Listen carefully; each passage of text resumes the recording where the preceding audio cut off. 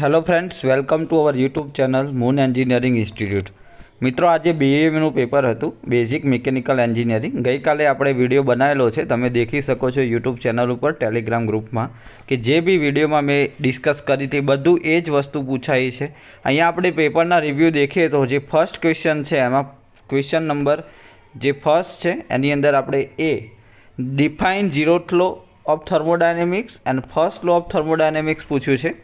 Zeroth લોનો મતલબ શું થાય છે કે if body A and body B are thermal equilibrium with third body C, then according to zeroth law of thermodynamics body A and body B are also in thermal equilibrium. Statement લખવાનું છે અને અહીંયા આપણે figure draw કરવાની છે. અહીંયા બે body બતાવવાની છે, અહીંયા ત્રીજી બોડી બતાવવાની છે, થર્મલ ઇક્વિલિબ્રિયમમાં છે કે નહીં, બરાબર, એ બતાવવાનું છે. First law of thermodynamics means energy conservation law, means કે energy can neither be created nor be destroy, it can convert only one form to another form. અને એનું જે open system close system cyclic process માટે formula છે એ લખવાનું છે. એના પછી સીપી માઇનસ સીવી બરાબર આર પ્રૂવ કરવાનું છે. ગઈકાલે જ મેં તમને ફર્સ્ટ જે થર્ડ ચેપ્ટરનો હતો આ જ ક્વેશ્ચન કીધો હતો. મેયર્સ ઇક્વેશન તરીકે ઓળખાય એ બી આપણે ડિસ્કસ કરી હતી, 4 માર્ક્સમાં પૂછ્યો છે. અને એના પછી એસઆઈ અને સીઆઈ મીન્સ કે પેટ્રોલ અને ડીઝલનો 7 માર્ક્સનો ડિફરન્સ છે. એટલે મિનિમમ તમારે 10થી 12 મુદ્દા આમાં લખવા પડશે કે પેટ્રોલ અને ડીઝલમાં શું શું ડિફરન્સ છે.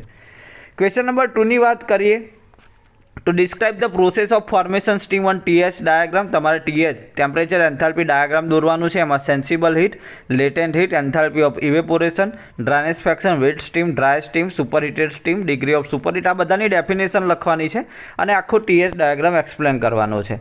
એના પછી શોર્ટ નોટ છે global warming and solar energy, 4 માર્ક્સની છે. મીન્સ કે તમારે 5-7 મુદ્દા લખવા પડે. કયા કયા ફેક્ટર અફેક્ટિંગ છે, શું એડવાન્ટેજ છે, શું ડિસએડવાન્ટેજ છે, એ બધી વસ્તુ લખવી પડશે. હવે એના પછી જો એક્ઝામ્પલ છે, અહીંયા આપણે વાત કરીએ એક્ઝામ્પલમાં તો 4 સિલિન્ડર 4 સ્ટ્રોક પૂછ્યો છે. તમને ડાયામીટર આપી દીધો છે, બોર એટલે ડાયામીટર એટલે કે ડી આપી દીધો છે. એના પછી સ્ટ્રોક લેન્થ મીન્સ કે એલ આપી દીધો છે, એમએમમાં આપ્યો છે એટલે આપણે મીટરમાં કન્વર્ટ કરીશું.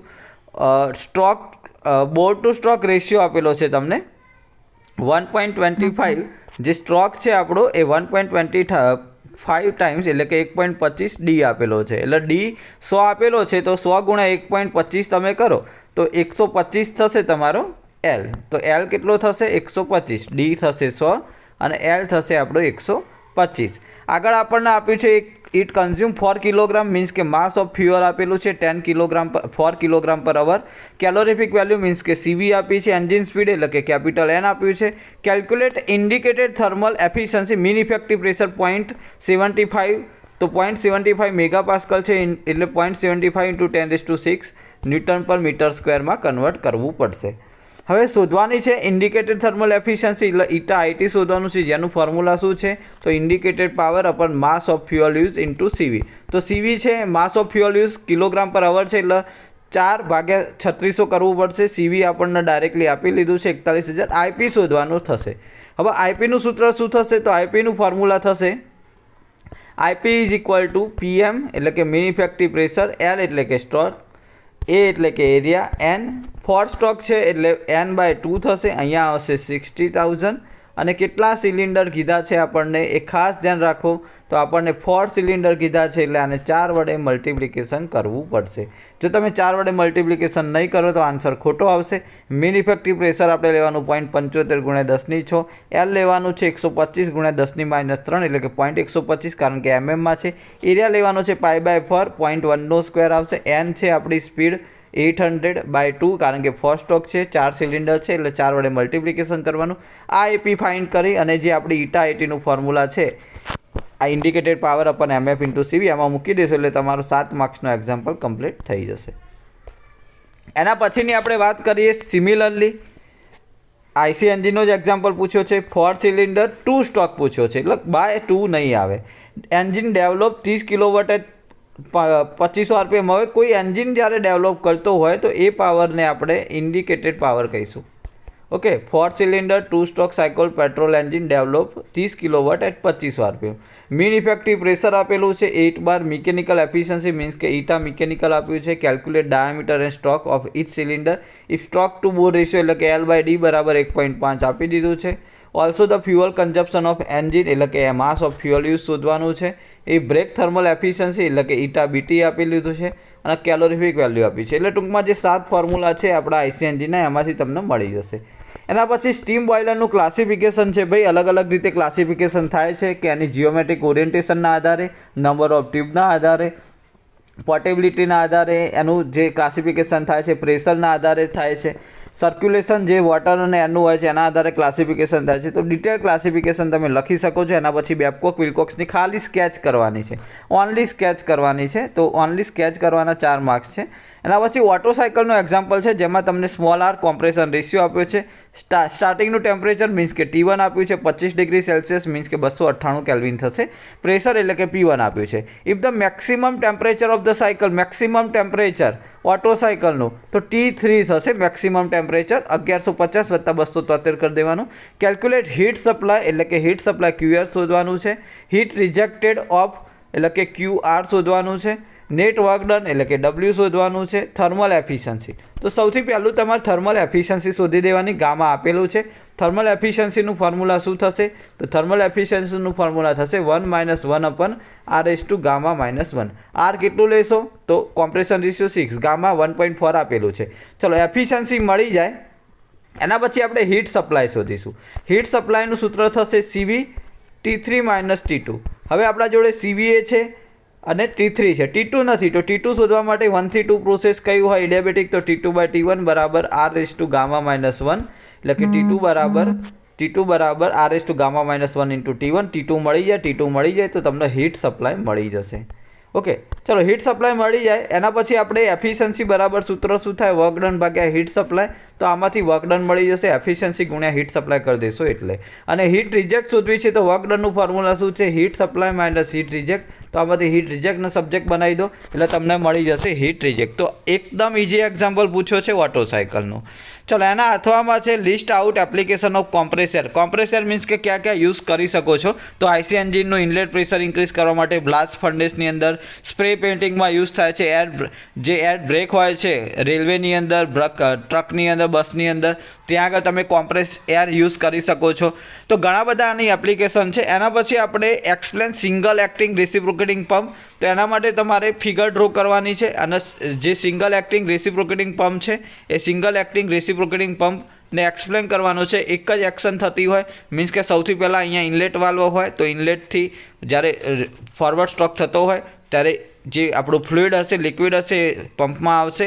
અહીંયા ડિલિવરી વાલ્વ હશે એટલે જ્યારે રિટર્ન સ્ટ્રોક હશે એટલે અહીંયાથી હાઈ પ્રેશરથી વાલ્વથી જે ડિસ્ચાર્જ ટ્યુબ હોય ત્યાંથી લિક્વિડ ડિસ્ચાર્જ થશે. એટલે single acting reciprocating pump sketch કરી અને તમે એક્સપ્લેન કરી શકો છો.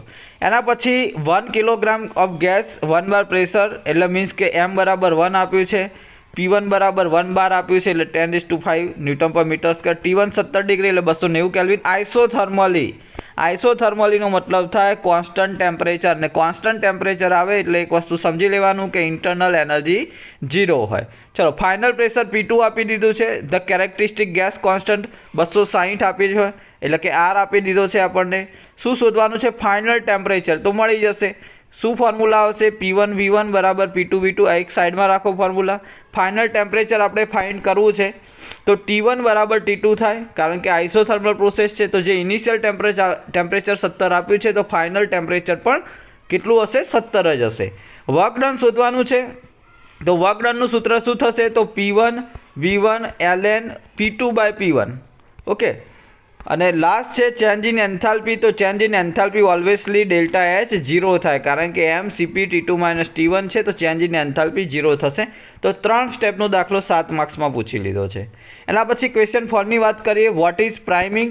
તો પ્રાઇમિંગનો મતલબ શું થાય મિત્રો? કે જ્યારે તમે સેન્ટ્રીફ્યુગલ પંપ જ્યારે પરચેસ કરો છો તો એની અંદર એર હોય અને એ એર નીકાળવાની જે પ્રોસેસ છે સ્ટાર્ટિંગમાં એને પ્રાઇમિંગ કહેવાય. અને શા માટે સેન્ટ્રીફ્યુગલ પંપમાં જરૂર પડે, રેસિપ્રોકેટિંગ પંપમાં શા માટે ના જરૂર પડે? કારણ કે રેસિપ્રોકેટિંગ પંપમાં જે પિસ્ટન હોય છે એ સ્લાઇડર થતો હોય એટલે સેલ્ફ પ્રાઇમિંગ કહેવાય, સેલ્ફ પ્રાઇમિંગ પંપ કહેવાય. એટલે રેસિપ્રોકેટિંગ પંપમાં જરૂર ના પડે.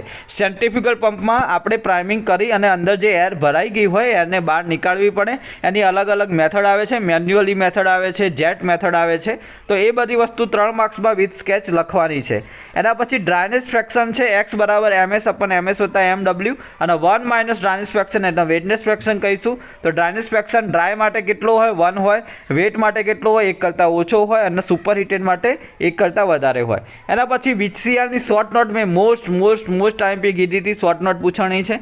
એના પછી આપણને ક્લચનું ફંક્શન પૂછ્યું છે. તો ક્લચનું ફંક્શન શું થાય? તો no load condition when driving shaft and driven shaft engage and disengage. એના પછી બ્રેક છે. તો કોઈ પણ મશીન એલિમેન્ટને શું કરવાનું? સ્ટોપ કરવાનું કામ કરે છે, મોશનને ધીમું કરવાનું કામ કરે છે. અને કપલિંગ શું કરશે? ડ્રાઇવિંગ શાફ્ટ અને ડ્રીવન શાફ્ટને શું કરશે? કનેક્ટ અને ડિસકનેક્ટ કરશે. ચલો એના પછી મોસ્ટ આઈએમપી મેં તમને 13મા ચેપ્ટર 12મા ચેપ્ટરમાંથી કીધો તો બેલ્ટ ડ્રાઈવ, ચેન ડ્રાઈવ અને ગિયર ડ્રાઈવનો કમ્પેરિઝન 4 માર્ક્સનો છે. એટલે મિનિમમ તમારે 8 મુદ્દા આની અંદર લખવાના રહેશે. ચલો એની આગળ આપણે વાત કરીએ તો ક્વેશ્ચન નંબર સી છે. મેં તમને ખાસ કીધું હતું મિકેનિકલ પ્રોપર્ટી, એમાં 7 મિકેનિકલ પ્રોપર્ટી 7 માર્ક્સની પૂછી છે. 13મા નંબરનું ચેપ્ટર છે. એક જ આઈએમપી પ્રશ્ન મેં આમાંથી આપ્યો હતો તમને. એના પછી જો પહેલા ચેપ્ટરની આપણે વાત કરી હતી open system, close system, isolated system. તો ઓપન સિસ્ટમમાં માસ એનર્જી બંને સિસ્ટમની બાઉન્ડ્રીને ક્રોસ કરે. ક્લોઝ સિસ્ટમમાં ઓનલી એનર્જી ટ્રાન્સફર કરે, માસ કોન્સ્ટન્ટ હોય. Isolated system with neat sketch example સાથે આપણે સમજાવવાનું છે. 1 ટન રેફ્રિજરેશન એટલે કે રેફ્રિજરેટિંગ ઇફેક્ટની ડેફિનેશન છે 24 કલાકની અંદર 1 ટન બરફમાં કન્વર્ટ કરવા માટે અથવા 1 ટન બરફમાંથી પાણી બનાવવા માટે જે હીટની રિક્વાયરમેન્ટ હોય એને 1 ટન રેફ્રિજરેશન કહીશું. 1 ટન રેફ્રિજરેશન એટલે 3.5 કિલોવોટ. COPનો મતલબ શું થાય? It is a ratio of refrigerating effect to the compressor work. તો 2 ડેફિનેશન લખવાની છે. એના પછી મેં તમને મોસ્ટ આઈએમપી કીધો તો પંપ ચેપ્ટરમાંથી એક જ ક્વેશ્ચન સેન્ટ્રીફ્યુગલ કોમ્પ્રેસર પૂછ્યું છે. તો સેન્ટ્રીફ્યુગલ કોમ્પ્રેસર આપણે 9મા ચેપ્ટરનો ક્વેશ્ચન થાય એર કોમ્પ્રેસર અને પંપ જેવું જ લખવાનું આવશે. એમાં અલગ અલગ ઇમ્પેલર આવશે, ઇમ્પેલર આઈ આવશે. બરાબર. એનું કામ શું હોય છે? તો રોટોડાયનેમિક હોય, કાઇનેટિક એનર્જીનું પ્રેશર એનર્જીમાં કન્વર્ટ કરશે. ડિફ્યુઝર રિંગમાં પ્રેશર ઇન્ક્રીઝ થશે, હાઈ પ્રેશર સાથે એર ડિસ્ચાર્જ થશે. એના પછી આપણે વાત કરીએ ક્વેશ્ચન નંબર 5ની. તો એમાં ફર્સ્ટ ક્વેશ્ચન આપણને એવો પૂછેલો છે define ferrous and non ferrous material with example. Okay. એના પછી ટાઈપ્સ ઓફ બેલ્ટ ડ્રાઈવ મેં મોસ્ટ આઈએમપી કીધો તો 12મા ચેપ્ટરમાંથી 2 મોસ્ટ આઈએમપી કીધા હતા. બેલ્ટ ડ્રાઈવ, રોપ ડ્રાઈવ અને ચેન ડ્રાઈવ અથવા ગિયર ડ્રાઈવનો કમ્પેરિઝન અને ટાઈપ્સ ઓફ બેલ્ટ ડ્રાઈવ બંને પૂછણા છે. અને લાસ્ટ છે સિંગલ પ્લેટ ફ્રિક્શન ક્લચ. હવે આ વસ્તુ મેં આઈએમપી નહોતું કીધું, મેં તમને સેન્ટ્રીફ્યુગલ કીધું હતું અને આમાં પૂછ્યું છે સિંગલ પ્લેટ. તો એક ક્વેશ્ચન સિવાય બધા જ ક્વેશ્ચન પૂછાયેલા છે, બધા જ ક્વેશ્ચન જે ડિસ્કસ કર્યા છે એ જ છે. બરાબર છે. તો મેક્સિમમ હેલ્પફુલ થઈ છે તમારે મારી આઈએમપી. બરાબર. એ બદલ તમે જે વિડીયો જોયો તો એ બદલ તમારો આભાર. અને મેક્સિમમ આ બી વિડીયોને શેર કરો જેથી તમે પેપર લખીને શું આવ્યા છો તમને આઈડિયા આવશે કઈ કઈ વસ્તુ આવશે. અને આવતીકાલે જે એન્વાયરમેન્ટ સાયન્સનું પેપર છે એનો બી વિડીયો આવી ગયો છે. એની બી આઈએમપીની જે PDF છે એ ગ્રુપમાં, ટેલિગ્રામ ગ્રુપમાં નીચે તમને મળી જશે. બરાબર છે. ચલો તો take care and bye bye.